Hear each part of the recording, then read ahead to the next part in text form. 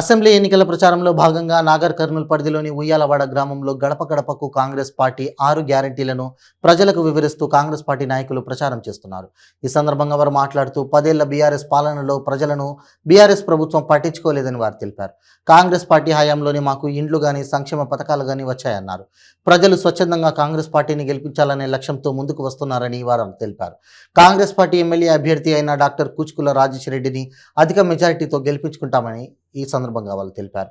ఈ కార్యక్రమంలో జి చంద్రయ్య, మధుగాని, బాలస్వామి, సూరి, రామకృష్ణ, బాలమశయ్య, కార్యకర్తలు, గ్రామ ప్రజలు పాల్గొన్నారు.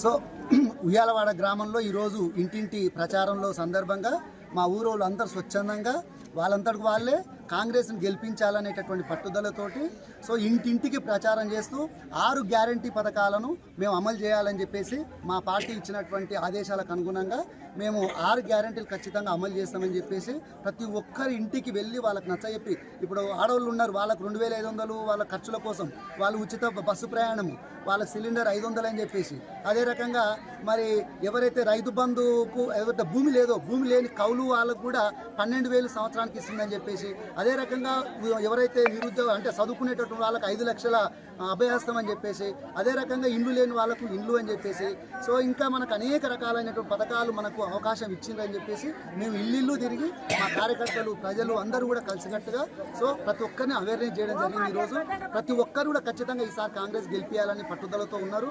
ఎందుకు అని అంటే ఇప్పటికీ 10 సంవత్సరాల కేసీఆర్ ప్రభుత్వాన్ని చూడబట్టి సో వాళ్ళు ఏ చిన్న వర్క్ కూడా మాకు ఎప్పుడో ఇచ్చినటువంటి స్టార్టింగ్లో ఇచ్చినటువంటి రేషన్ కార్డులే తప్ప మళ్ళీ ఇంతవరకు రేషన్ కార్డు లేవు.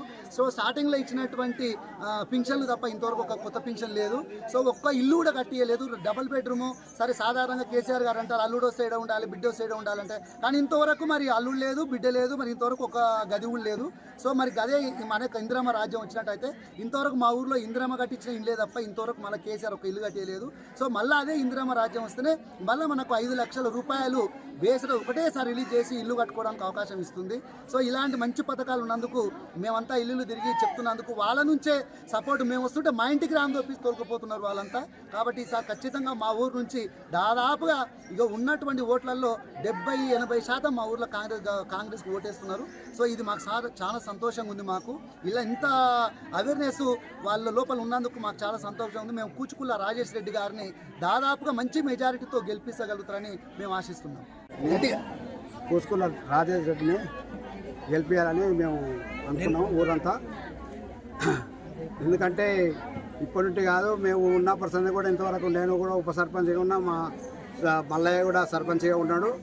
ఇంతవరకు మా తాన వచ్చింది కూడా కాంగ్రెస్ ప్రభుత్వం అప్పుడు కూడా ఉన్నది. అప్పుడు ఉన్నప్పుడు కూడా ఇంత భూమి తీసుకొని ప్లాట్లు అందరికీ ఇచ్చిండ్రు.